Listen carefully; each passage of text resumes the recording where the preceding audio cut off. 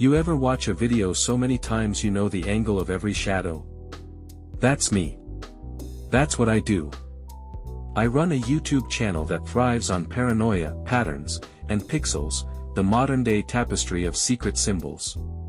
Governments, cults, billionaires, anyone who doesn't want you to see the full picture is fair game. My name's Jared, and if you've ever clicked on a video titled, The Hidden Truth Behind National Parks, or, Why Your Microwave Might Be Listening, then yeah, you've probably heard my voice, scratchy with late-night coffee and righteous obsession. But I never expected my own life to become an episode. I never expected the hidden message to show up in her video. My wife travels a lot. Conferences, retreats, executive getaways, the kind of schedule that makes you wonder if the calendar was designed by a magician. She's got that polished kind of career that people respect at cocktail parties. I used to think it was all above board. I mean, someone has to be the grounded one in the marriage, and God knows that's not me. I'm the guy who believes cereal boxes have subliminal messages and that pigeons might not be birds at all. So when she said she needed to go to Zurich for a leadership summit, I didn't even blink. I kissed her goodbye and told her to send pictures of the Alps. She did. A lot, actually. Almost too many. Shots of mountains, spa tubs, overpriced avocado toast. The usual stuff that says, see, I'm doing exactly what I told you I'm doing. But then she posted a video. A casual little thing, just a 30-second clip on her story, her sitting on some balcony in a robe, holding a glass of wine and smiling at the sunset like she was in a resort commercial. The caption said something generic, finally unwinding after a long day. I almost scrolled past. Almost. But there's something about video, about motion, that calls to my brain like a dog whistle to a conspiracy nut. I watched again. Then again. And on the sixth viewing, I saw it. You have to slow it down, frame by frame. Somewhere around second 12, her smile falters, not in a big way, not in a sitcom cheating way. Just enough for the trained eye to notice. Then her hand, the one off frame, jerks slightly. Like someone grabbed it. And not in a tender, loving way. More like someone thought they were part of the shot. She pulls it back fast, like yanking your arm out of a spiderweb. But not before I catch a glimpse of his hand. Male. Bigger than hers. Tan. No wedding band. My heart didn't skip. It stopped completely. My brain tried to rationalize. Maybe a waiter. Maybe a concierge. Maybe she's clapping. But the problem with being someone who finds patterns for a living is that you can't unsee a pattern once it's there. Her quick glance off camera, the subtle shift in her breathing, the way she laughs a half second too loud like she's covering a whisper. All of it. All of it told a story, and it wasn't a bedtime one. I didn't confront her. Not immediately. That's the difference between a man who explodes and a man who investigates. I've spent years tracking secret government bunkers in West Virginia using grainy Google Earth images. You think I'm gonna fumble my own marital espionage? No. I screen recorded the video. I enhanced the lighting in Photoshop. I drew a digital outline of the stranger's fingers. And when I overlay that with other pictures she's posted, ones where her coworkers appeared during company dinners, happy hours, airport selfies, I found something. One man. Always near her. Always just outside the frame. Like me, but in reverse. I'm the man behind the camera. He's the man beside her. So now I'm watching everything. Not just her. Her company, her travel logs, even the metadata on her videos. I know what you're thinking. Jared, you've lost it. Maybe. But when your life turns into a riddle, you either solve it or you become it. I'm not ready to become the riddle. Not yet. Because whatever this is, whoever he is, it wasn't just an accident caught on video. No. It was a message, maybe not meant for me, but I received it. Loud and clear. and I'm going to decode it. One frame at a time. She once told me trust is the foundation of any good marriage. I remember that now with the kind of cold irony that makes your stomach twist. Because as I sat there with my laptop open, the same screen glowing with editing software I used to decipher blurry UFOs and cryptic footage of alleged lizard men, I was no longer decoding the government. I was decoding her. My wife. The woman who smiled in Instagram reels like she was some corporate goddess reborn in expensive silk. I turned it into a full-scale operation. Not the half-hearted jealous browsing most people would call snooping. I hired a professional. And not the polite kind with trench coats and cameras, either. A real digital phantom. Someone who didn't ask why. Just asked how deep I wanted to go. He called himself Noel. I didn't even know if that was his name. Didn't care.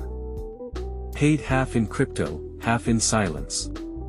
I gave him her full name, employer, work ID badge photos, anything that could grease his fingers through the firewall of her world. Her itinerary was buried inside her company's internal database, shielded behind layers of bland corporate protocols. Noel cracked it in 2 days.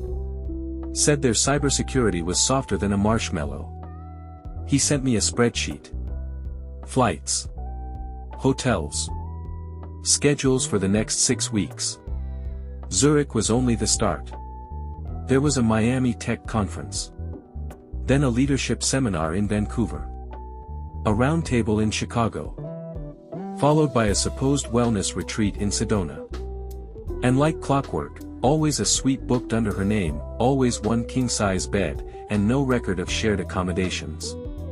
On paper, she looked like the portrait of professionalism. But I'd seen that flicker in her video. That one hand. That 1/2 second. I wasn't letting it go. So I started tracking.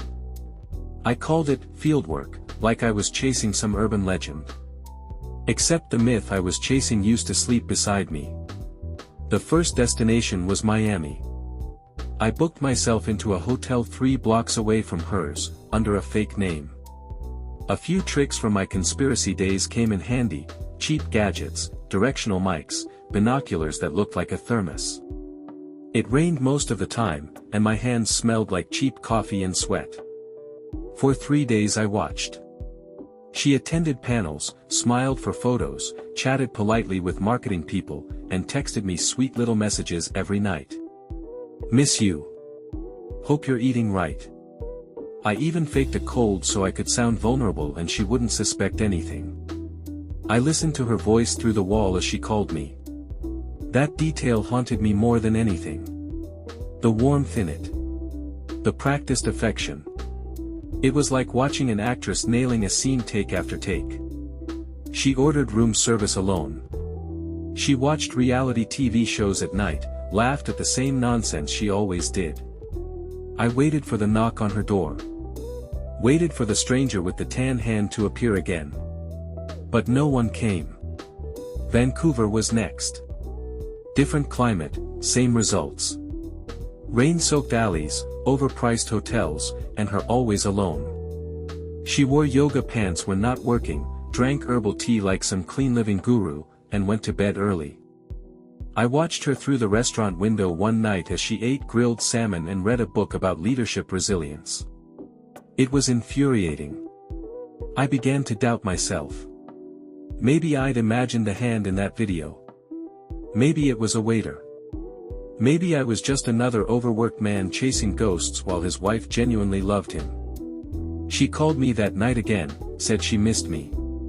Said the bed felt too big.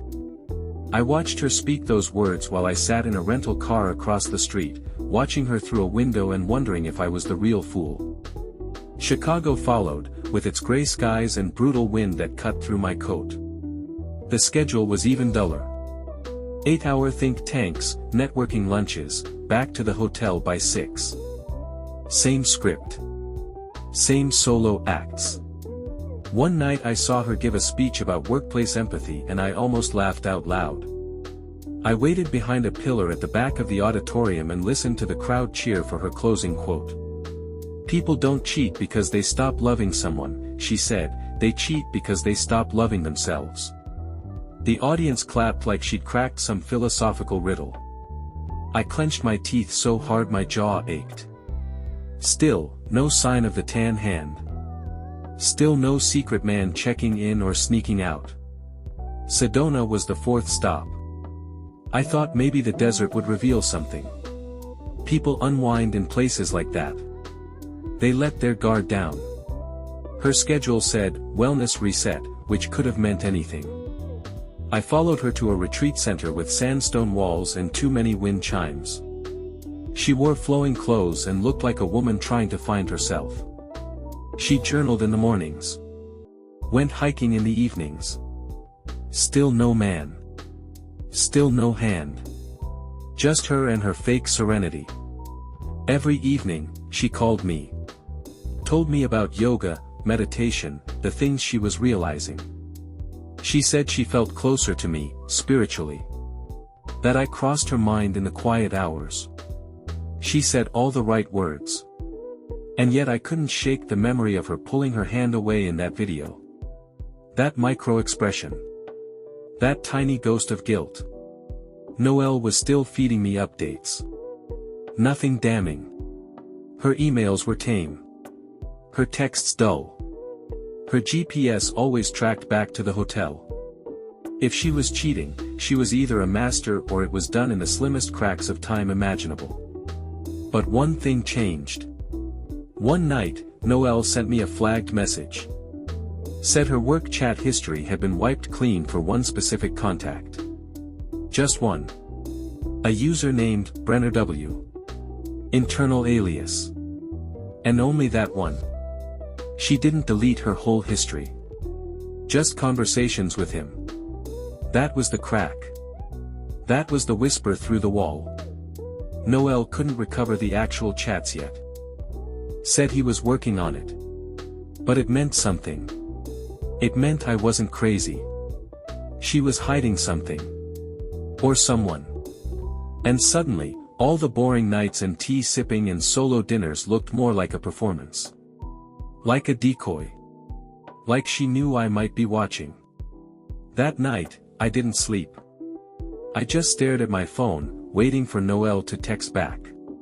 Waiting to find out what was behind the name Brenner W. And why she deleted every message between them. It was a Thursday morning when Noelle finally cracked it. I was sitting at a small cafe in Flagstaff, still half asleep, watching steam rise off a paper cup of bitter coffee, when his message popped up on the encrypted channel. Recovered the thread, he wrote. Then a pause. It's boring. Really boring. I stared at the words like they were a puzzle missing a piece. For weeks, this ghostly name, Brenner W., had been the last thread keeping me tethered to the theory that my wife was hiding something. And now. The recovered chat log was a monotone exchange about departmental budgeting and planning notes for a strategy session in Q4. No emojis. No slip-ups. No language you'd raise an eyebrow at. It might as well have been copied from a training manual. I scrolled through it twice, maybe 3 times, looking for a hint between the lines, a phrase with hidden meaning, but it was all just, harmless. Sterile. Professional. And that did something to me. It cracked open this guilty weight I'd been carrying like a secret tumor. The nights in cheap hotels, the long stakeouts from parking garages, the intercepted data, it all began to feel less like a mission and more like a sad obsession. She was my wife, and I had spent a month shadowing her like a low-rent spy. I closed the laptop and just sat there for a long time, feeling hollow and vaguely ridiculous. I could almost hear her voice in my head, that soft tone she used when she was being patient with me, the one that said you need to take care of yourself too, Jared, not just your theories. I went home that night and looked around our apartment as if seeing it for the first time. Her scarf was still draped over the kitchen chair. One of her favorite mugs sat on the counter, lipstick faintly smeared on the rim. There was a kind of innocence to it all that hit me in the chest. I made a decision that felt long overdue. I sent her a message. Let's go away this weekend, just us. No phones. No work. Just us being us again. She replied with a heart and said she'd move things around. I booked a cabin by a lake we used to visit early in our marriage, a quiet place surrounded by pine and silence. No distractions. Just the sound of water and wind and maybe a second chance. When she arrived at the cabin, her eyes lit up like they used to, back when things were simple. She wore that thick cardigan she always said made her feel like a grandmother, but I loved it anyway. We made breakfast together the next morning, laughed about how terrible I still was at flipping pancakes. She leaned her head on my shoulder as we sat by the fire that night, sipping warm drinks, letting the crackle of the logs say everything we didn't need to. For a little while, it was perfect. The kind of perfect you don't trust. The kind that makes you think maybe this was all just in your head. The kind of perfect that makes you question if you almost ruined something precious. On Sunday afternoon, as we were packing up to leave, she got a call. I could hear her voice through the door. Calm. Focused. Slightly apologetic. When she came back in, she sighed and said it was work, an emergency coordination issue. Said she had to go ahead without me, that I could stay if I wanted or we could both head back early. I told her to go ahead. I'd stay an extra night, clear my head. She kissed me, said she didn't want to leave but had no choice. I believed her. That's the part that still gets me. I genuinely believed her. I watched her drive away, then sat on the porch, the sky turning pink behind the trees. I felt a little sad, but not suspicious. Not anymore. I was halfway through a book when my phone buzzed again. It was Noel. His message was short. Listen to this. Audio file attached. I clicked it. Static at first. Then a quiet hum. A voice, hers, talking softly, but clearly. Not nervous. Not romantic. Just, familiar. She was on a call. The same name popped up again. Brenner. She mentioned the location. Not a boardroom or a hotel conference space. A wine bar in the city. Casual. Not business. She said something about keeping it discreet, that it was better not to complicate the optics with scheduling it through corporate. She said, like last time. She said, you know the spot. I listened twice. My heart thudded louder the second time. There were no terms of endearment. No slips of emotion. But it was not a work meeting. It was coordinated to avoid visibility. It was casual and deliberate. And that meant everything I'd been feeling, that flicker of doubt I'd buried for the sake of our romantic weekend, it had just come back to life, clawing up from the dirt like it had never been dead. I sat there frozen, phone in hand, eyes fixed on the fading light. The lake looked peaceful. But inside me, something began to move again. Something I thought I'd buried under trust and second chances. Because if it wasn't romantic, and it wasn't professional, what exactly was it? I didn't sleep after the recording. I just sat there in the cabin with the fire slowly dying out and that audio replaying in my head like a hymn from some twisted gospel. The calmness in her voice, the familiar ease with which she said his name, the implication that this wasn't new. Like last time, she had said. That wasn't a phrase you used with a colleague, not unless last time had nothing to do with spreadsheets. I packed up and drove back into the city before dawn, running on bitter coffee and something colder than anger, something sharper than hurt. I told Noel to keep digging. I wanted everything. Every corner of that erased conversation, every detail they tried to bury. He messaged me midday. He'd found a second app they used. One of those encrypted ones that automatically deletes after reading. Messages gone the second they're seen. But he'd gotten a workaround. A forensics mirror backup. He was scraping them now. It would take a few hours. I parked outside a boutique hotel not far from the city center, one that didn't have the usual chain branding. It was the location from the voice message. No conference signage, no corporate guests. The kind of place you pick when you don't want to be noticed. I sat in my car across the street, my eyes fixed on the revolving door. At just after 6, she walked in. Hair loose, wearing that blue coat she always said made her feel confident. Not hurried. Not hesitant. I watched her scan the lobby, then smile. That same subtle smile I'd memorized over years. That smile that wasn't mine this time. A man approached her. Not too tall, clean-shaven, confident stride. He placed his hand on the small of her back as they moved toward the elevator. I froze.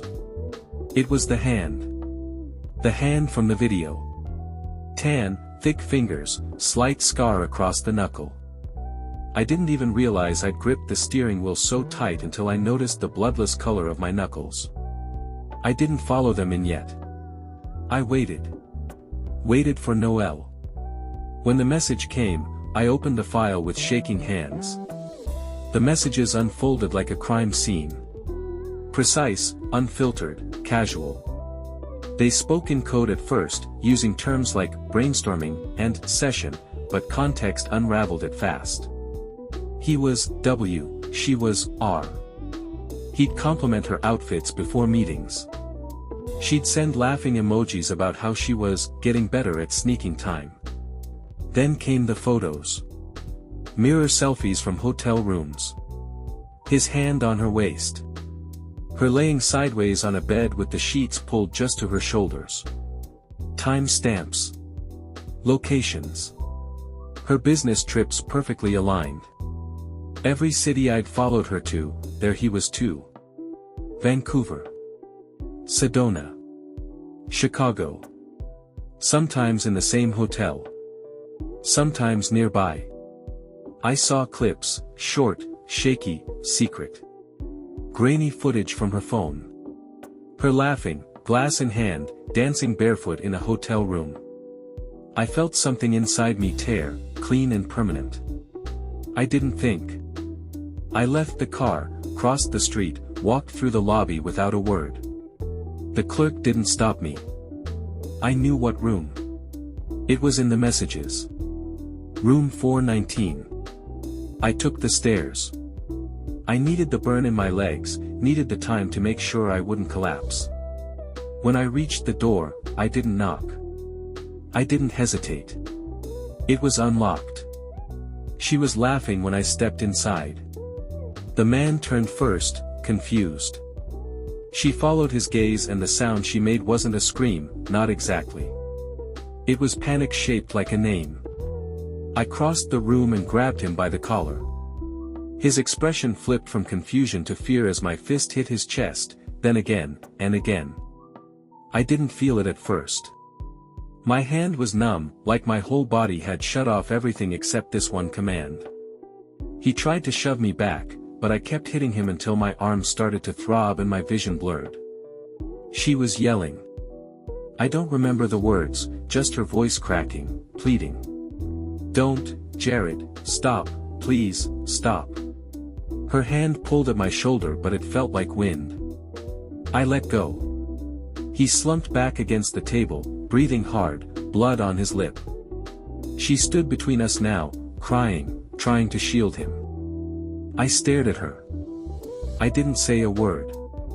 Not one. I turned and walked out. Down the stairs, out the door, into the cold air that didn't feel cold at all. I kept walking until the hotel disappeared behind me. Noel messaged again. I didn't open it. I didn't need to.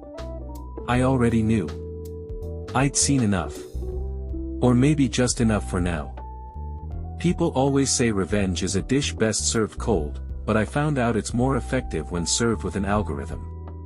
After I walked out of that hotel room, fists aching and heart colder than I ever thought it could be, I knew I wasn't done. It wasn't enough to just walk away. It wasn't enough to let her cry in a hallway and call that closure. No, I had bled for her in every way a man could, emotionally, financially, mentally, and all I got in return was deception packaged in silk and lies. I needed more. I needed the world to know who she really was behind that smile and carefully curated professional image. And I had a way to make that happen. I've never just been a guy ranting on the internet. I'm a brand. Millions of people across Instagram, YouTube, TikTok, they follow me not just for conspiracy theories, but for truth. For the raw unfiltered angles of a world polished too smooth. So I turned the camera toward myself and started filming. I didn't name her directly in the first video. I simply told a story. The story of a man who gave everything to his marriage. The story of a wife who traveled for work, who posted beautiful photos, and who smiled while sneaking off into hotel rooms with another man. I told them how it started with a single suspicious frame, one hand captured by accident. How that frame unraveled a life. The video ended with one line: some betrayals are hidden in plain sight. I didn't expect it to go viral in a matter of hours. But it did. 10 million views in the first night. My followers flooded the comments with theories, support, and even similar stories of their own betrayals. They called it brave, raw, real. And I kept going. I built it out like a series, each episode peeling back another layer. I called it The Frame. I released messages, blurred photos, even GPS logs. I left just enough clues for people to find the public face of the woman behind the betrayal. It wasn't long before someone posted a clip of her speaking at a corporate panel just weeks earlier, in a polished conference room with branded water bottles and polite applause. She was speaking on workplace ethics and how personal integrity builds trust in teams. Another clip showed her talking on a podcast about how infidelity destroys relationships and how she had no tolerance for it in her life. The internet doesn't let hypocrisy breathe. My followers flooded those clips with links to my series. People dissected every frame, just like I used to do with government footage. Suddenly, she wasn't just my wife. She was Exhibit A. Her company acted fast. The HR department launched a review, but the damage was already done. Screenshots, time stamps, conflicting public statements, all of it was circulating like wildfire. Within days, she was terminated. Not because of the affair directly, but for violating internal codes related to conduct and reputational damage. Meanwhile, I met with my lawyer. The prenup had one clause that now served me like a sword drawn at the perfect moment: any confirmed infidelity would void the equitable distribution clause and award full claim to shared assets to the faithful party. We filed for divorce immediately. She contested at first, tried to argue emotional stress, media pressure, public shaming. But my lawyer laid out the evidence. The videos. The timestamps. The fact that she'd never denied the affair. She folded. I kept everything. The house. The car. The savings. Even the vacation property we barely used. It wasn't about the material things, not really. It was about walking away whole. It was about watching the lie collapse on itself while I stood on the outside. I didn't speak to her again. She sent messages through mutual friends, mostly about how I'd destroyed her life, how I'd gone too far. But I never replied. The only sound I heard was the echo of her silence when I had once asked for the truth and she gave me nothing. And yet, even with everything settled, even with the final signature on the divorce papers, something in me stayed restless. Because there was still one thing I hadn't shared. One video I hadn't posted. One piece of evidence Noelle had found, buried deeper than the rest. I hadn't even opened it yet.